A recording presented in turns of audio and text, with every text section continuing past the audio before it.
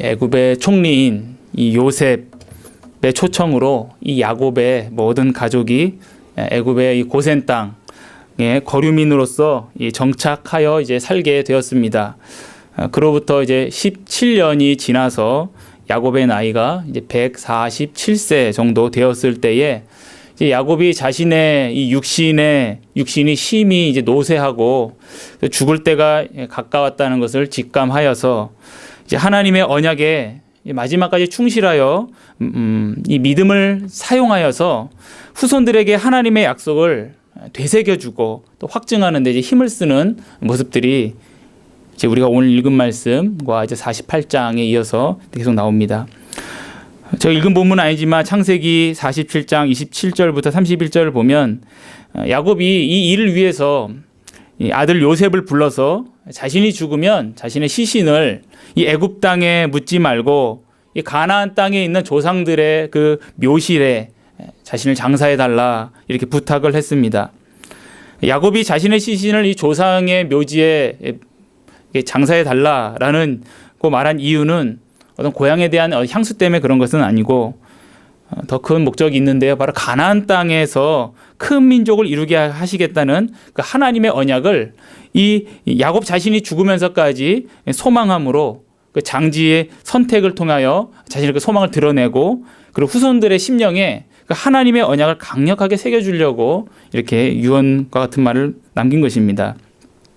지금 야곱의 가족이 애굽에서 지금 어떻게 보면 좀 편안한 그런 삶을 누리고 살고 있지만 이 하나님의 약속은 그러나 이미 이루어진 것이 아니고 아직 이루어져야 할 성취를 기다리는 것이기 때문에 그 약속은 또한 가나안 땅에서 이루어지기에 이 야곱은 하나님께서 이들에게 이루어질 그 약속을 끊임없이 바라보고 그걸 앙망하도록 하기 위하여 이 애굽에서 누린 것과 좋게 비교할 수 없는 그 하나님의 그 언약 가운데 주신 약속을 계속 바라보게 하시고 그리고 하나님의 백성으로서의 정체성을 계속 지키도록 지금 요구하고 있습니다.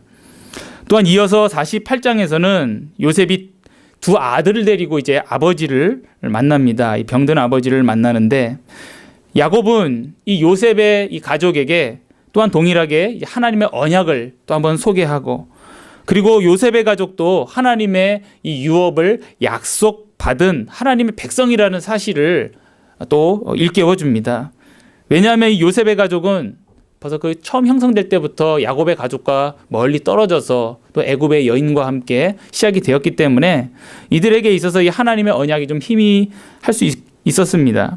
그래서 오늘 이 야곱은 오늘 이 두 아들을 데려온 이 요셉에게 이 하나님의 언약을 다시 한번 새겨줍니다. 오늘 이러한 맥락 가운데 오늘 이 본문 말씀은 어떤 내용이냐면 바로 야곱이 요셉이 데려온 두 아들 그리고 에브라임과 이 므낫세에게 안수하여서 이들에게 대하여 하나님께 축복 기도를 올리는 그런 내용입니다.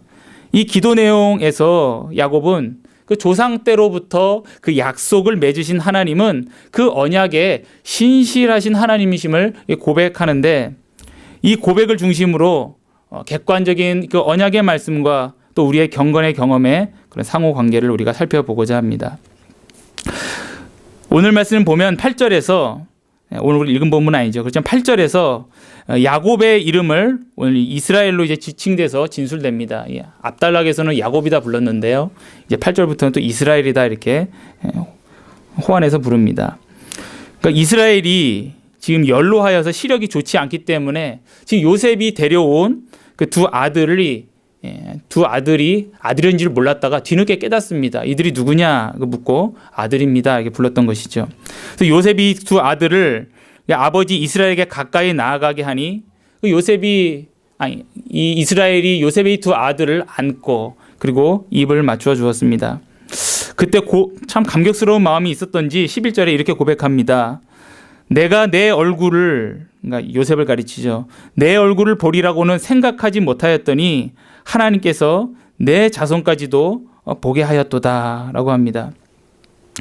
요셉의 형들이 요셉을 노예로 팔아버린 후에 아버지 이스라엘에게 그 형들이 뭐라고 얘기했냐면 이 요셉이 짐승에게 잡아먹혀 사고당하 죽었습니다. 이런 식으로 말을 했기 때문에 이스라엘은 그 10여 년이라는 시간 동안 요셉이 죽은 줄 알았고 그래서 그런 슬픔 가운데 있었습니다.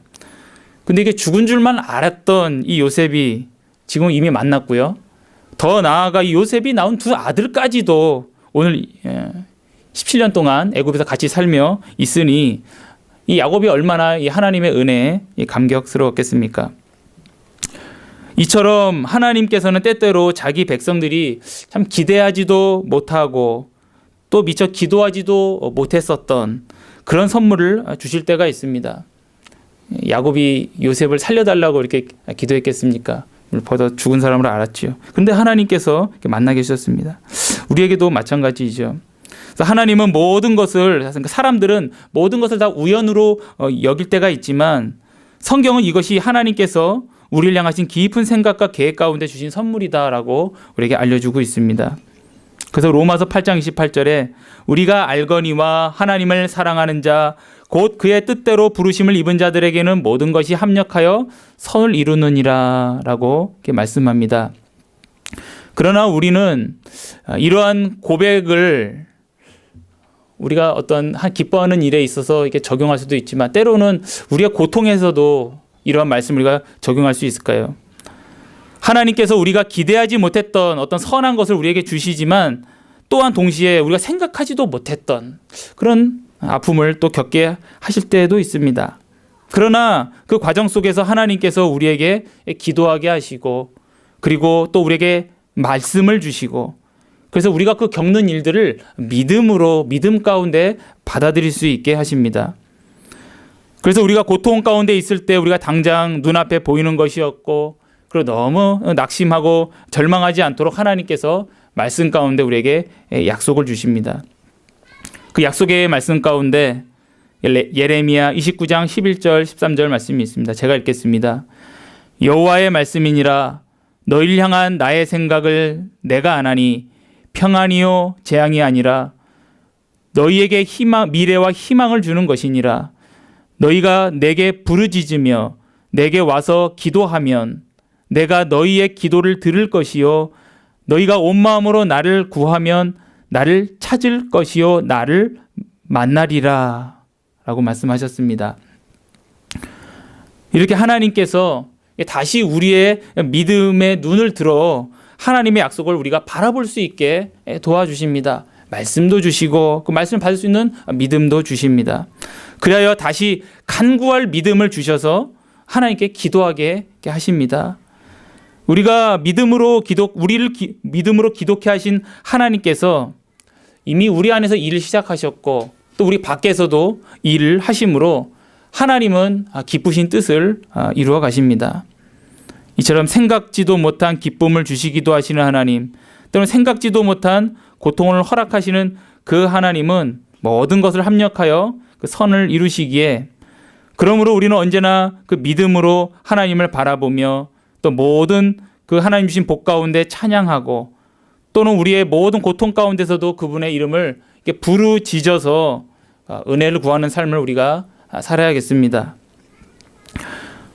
오늘 본문으로 돌아가서 오늘 이스라엘이 요셉의 이 두 아들을 향하여 기도한 내용을 오늘 살펴볼 텐데 오늘 이들에게 손을 얹어 축복 기도를 합니다. 오늘은 이 기도 내용만 살펴보도록 하겠습니다. 기도 내용만 보겠습니다. 이스라엘이 기도할 때 오늘 이 기도의 대상을 오늘 3번 부르는 것을 우리가 보게 됩니다. 그때마다 수식하는 표현들이 좀 다른데 오늘 이걸 좀 주목해보자 합니다. 여기서 이스라엘이 하나님께 대한 그의 신앙 고백이 담겨 있습니다. 먼저 15절을 보면 이렇게 고백합니다. 내 조부 아브라함과 아버지 이삭이 섬기던 하나님이라고 부릅니다. 여기서 왜 이스라엘은 조상의 이름을 사용하여서 하나님의 이름을 수식하는 걸까요? 하나님께서는 이스라엘보다 앞서서 바로 아브라함과 또 그의 아들인 이삭과 언약을 맺으셨습니다. 물론 이스라엘과도 언약을 맺으셨죠. 그러나 그 언약 맺음은 벌써 그 조부로부터 시작이 되었습니다. 그 언약의 내용은 쉽게 말하면 하나님께서 나는 너의 하나님이 되고 너희는 나의 백성이 될 것이다 라는 것입니다. 그리고 하나님께서는 그들에게 좀 구체적으로 가나안 땅과 많은 자손을 주실 것을 약속하셨습니다.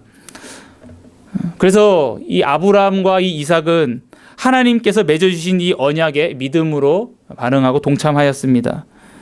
그래서 그 언약이 그들에게 유효하였고 하나님께서 그 언약에 따라 신실하게 그들의 하나님이 되셔서 그들을 돌보시고 그 약속하신 바를 이루어 가셨습니다.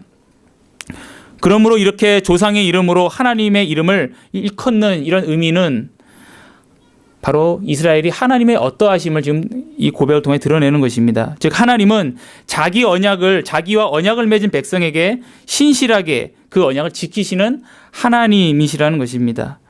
또한 우리도 그 조상들과 동일한 믿음으로 그 언약에 동참하였으며 그리고 하나님께서 우리에게도 그 언약에 신실하게 이루어주신다라는 고백이 담겨 있습니다.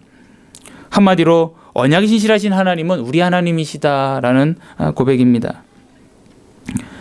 그리고 하나님께서 언약에 신실하시다는 것은 이것은 하나님께서 주신 그 말씀에 의거합니다. 그러기에 이것은 객관적인 하나님의 그 말씀입니다. 이미 아브라함과 이삭의 삶을 통해서 하나님께서 그 언약이 신실하시다는 것은 또 우리가 이스라엘이 관찰을 통해서 또한 객관적으로 또 확인한 바입니다. 그러므로 지금 축복 기도를 하고 있는 이스라엘도 바로 이러한 하나님의 객관적인 이 약속의 말씀을 지금 믿고 있습니다. 그러나 오늘 이스라엘이 좀 고백을 더 살펴보면 이스라엘은 여기서 더 나아가서 자신도 자신들의 조상들처럼 하나님께서 언약에 신실하시다는 것을 이제 믿는 것을 더 나아가서 내가 직접 경험을 했다 이렇게 고백을 하고 있습니다. 그게 우리 15절 하반절에 나오는데 제가 읽겠습니다. 나의 출생으로부터 지금까지 나를 기르신 하나님이라고 지금 고백하고 있습니다. 또 이어서 16절 상반절을 보면 나를 모든 환난에서 건지신 여호와의 사자께서라고 합니다. 이스라엘은 하나님께서 자신과 맺은 그 언약대로 자신의 하나님 되어 주심을 경험했는데 그것을 크게 두 가지로 지금 고백을 하고 있습니다. 첫 번째는 하나님께서 이스라엘 자신의 출생으로부터 그 죽음을 앞둔 지금 이 순간까지 나를 길러주셨다라는 고백이고, 근데 여기서 이 기르다라는 이 말을 사용했는데 이걸 좀 원어의 의미를 보면 양을 친다, 양을 목양한다 그 말에도 이 똑같은 말을 쓰더라고요. 그러니까 목양하는 의미가 있습니다. 즉 하나님께서 이 이스라엘의 목자가 되어 주셔서 그의 평생의 양육자가 되어 주시고 그의 보호자가 되셨다라는 그런 고백입니다. 그게 나를 기르신 하나님이라는 고백이죠. 사실 야곱은 우리가 성경을 읽어보면 그의 조상들보다 좀 비교해 봤을 때 좀 더 고생을 좀 많이 한 사람이라는 것을 우리가 좀 보게 됩니다.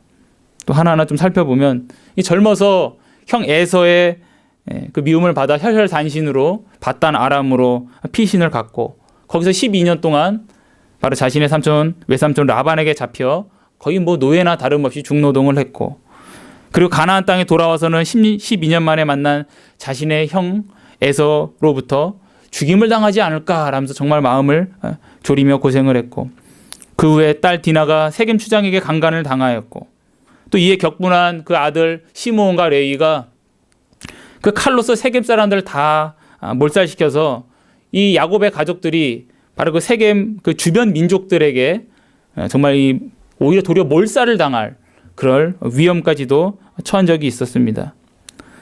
또한 앞서 말씀드렸듯이 이 사랑하는 이 요셉을 잃어버려서 그 10여 년의 시간 동안 이 슬픔을 또 견뎌내야 했고, 그리고 또한 가나안 땅에 또 기근이 찾아와서 굶어 죽을 뻔했습니다.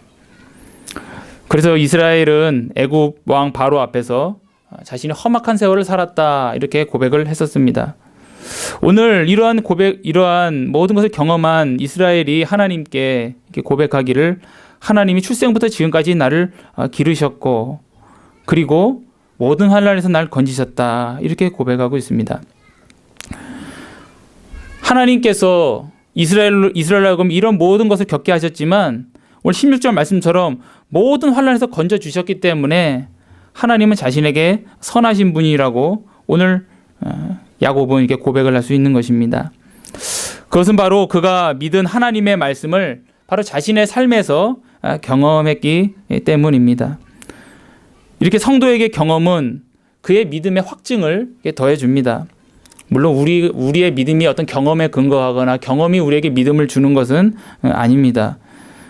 그러나 우리의 믿음은 하나님의 말씀에 분명히 기초하는데, 우리가 하나님의 말씀을 그 믿을 때에 하나님께서는 그 말씀하신 그 하나님이 이루심을 우리로 하여금 경험케 하셔서 하나님의 말씀이 더욱더 우리 마음에 강한 확신으로 갖게 하십니다. 사실 우리가 그 경험을 우리가 받아들이는 것도 사실은 믿음으로 받아들이는 것입니다.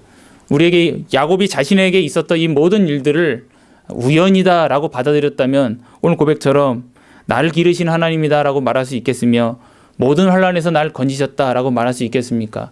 우연히 이런 일이 나에게 이루어졌다, 이렇게 고백하지 않았겠습니까? 그러나 오늘 야곱은 하나님께서 주신 믿음으로 말씀도 받고, 객관적인 말씀도 받고, 또 하나님께서 자신에게 주신 모든 경험들을 또 믿음으로 받아들였기에 이것을 또 하나님께서 주신 은혜로서 받아들였고, 그리고 하나님께 대한 그 믿음이 더 확고하게 자리 잡게 되었습니다.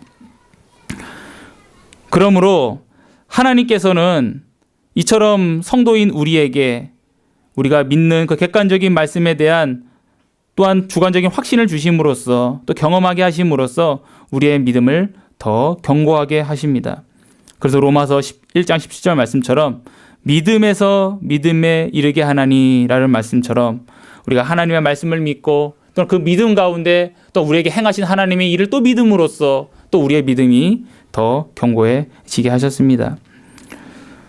이처럼 야곱이 오늘 이 믿음이 하나님께서 주신 모든 말씀과 또 하나님께서 자기네 주신 모든 일들을 다 믿음으로 받아들임으로써, 하나님 주신 믿음으로 그 믿음으로 또 받아들임으로써 오늘 더욱 그 믿음이 견고해져서 오늘 말씀을 보면 16절에 하나님께 그 담대한 믿음으로 기도를 드립니다. 이렇게 기도합니다. 이 아이들에게 복을 주시오며 그리고 이들로 내 이름과 내 조상 아브라함과 이삭의 이름으로 칭하게 하시오며 이들이 세상에서 번식되게 하시기를 원하나이다 라고 고백합니다. 이처럼 하나님은 우리에게 말씀도 주시고 믿음도 주시고 경험도 주시고 그 경험을 받아들일 수 있는 또 믿음도 주셔서 결국에는 우리가 하나님 앞에 합당한 간구를 할 수 있도록, 또 우리의 믿음 견고할 수 있도록 이렇게 도와주심을 우리가 알게 됩니다. 그러므로 우리는 우리의 믿음을 견고하게 하기 위하여 하나님께서 주신 모든 것들을 믿음 가운데 헤아릴 줄 알아야 하며, 또 우리가 미처 하나님께 그 믿음으로 헤아리지 못하고 감사하지 못했던 것들을 우리는 또한 감사로 다시 받아야 될 것이며, 또한 그것이 하나님의 선물임을 우리가 고백해야 할 것입니다. 세례 요한의 고백처럼 하늘에서 주신 바가 아니면 사람이 아무것도 받을 수 없다라고 우리가 말씀을 들었습니다. 그러므로 무엇보다도 우리의 일상의 모든 것들을 감사할 뿐만 아니라 또한 예수 그리스도의 보혈로 우리가 죄사함 받고 하나님의 자녀된 것을 근본적으로 감사함으로써 우리가 하나님과 화평을 누리며, 또한 그 가운데 우리 삶의 모든 것들을 믿음으로 또한 해석하고 또 하나님께 더 영광을 올려드리는 우리가 되었으면 좋겠습니다. 우리 기도하겠습니다. 거룩하고 자비로우신 하나님 아버지, 하나님께서 자기 백성을 사랑하셔서 택하시고 또 그에게 믿음을 주시고 그 이전에 말씀을 주셔서 그 말씀을 붙들게 하시고 또 하나님께서 말씀하신 대로 이루심을 또한 경험하게 하시고 또 그들을 믿음으로 받게 하셔서 영광을 받으심을 오늘 우리가 살펴보았습니다. 하나님, 우리가 주님 주신 그 말씀, 아주 객관적인 그 말씀을 주님 주신 그 믿음으로 온전히 순전하게 받을 수 있는 저희들 되게 하여 주시고, 날마다 우리로 하여금 하나님께서 그 신실하심을 우리에게 보여주시는데 주님 주신 그 믿음으로 그 신실하심을 우리가 밝히 볼 수 있게 하여 주셔서 우리가 더욱더 견고한 믿음으로 그 말씀을 더 응시하고 그 하늘의 복을 바라보며 이 땅에서 나그네로서 온전히 정진할 수 있는 저희들 되게 하여 주시옵소서. 감사드리며 살아계신 예수 그리스도의 이름으로 기도드리옵나이다. 아멘.